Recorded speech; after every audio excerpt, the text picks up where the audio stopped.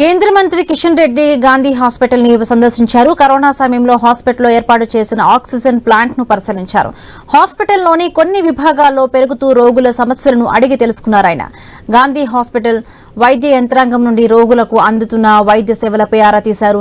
Superintendent Raj కుమారితో Gandhi హాస్పిటల్లో ఉన్న మౌలిక సదుపాయాలు, రోగులకు అందుతున్న వైద్య చికిత్సల గురించి చర్చించారు. పారిశుద్ధ్యం, డ్రైనేజీ నిర్వహణ లోపం లేకుండా సరైన చర్యలు తీసుకోవాలని సూపరింటెండెంట్ కు సూచించారు. సిటీ స్కాన్, ఎంఆర్ఐ యంత్రాలు పనిచేసే విధంగా చూడాలని, రోగులకు ఇబ్బందులు తలెత్తకుండా జాగ్రత్తలు తీసుకోవాలని కిషన్ రెడ్డి తెలిపారు.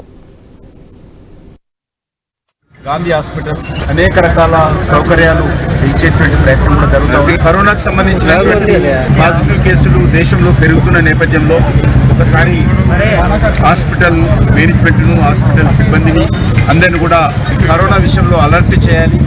కరోనా ప్రోటోకాల్ విషయంలో కొంత అందరూ కూడా మళ్ళీ జ్ఞాపకం చేయాలనే దృక్పథంతో ప్రధానమంత్రి ఆదేశించారు. హాస్పిటల్లో సౌకర్యాల విషయంలో ఇక్కడ వచ్చినటువంటి పేషెంట్స్ కూడా అడిగి తెలుసుకోవడం జరిగింది.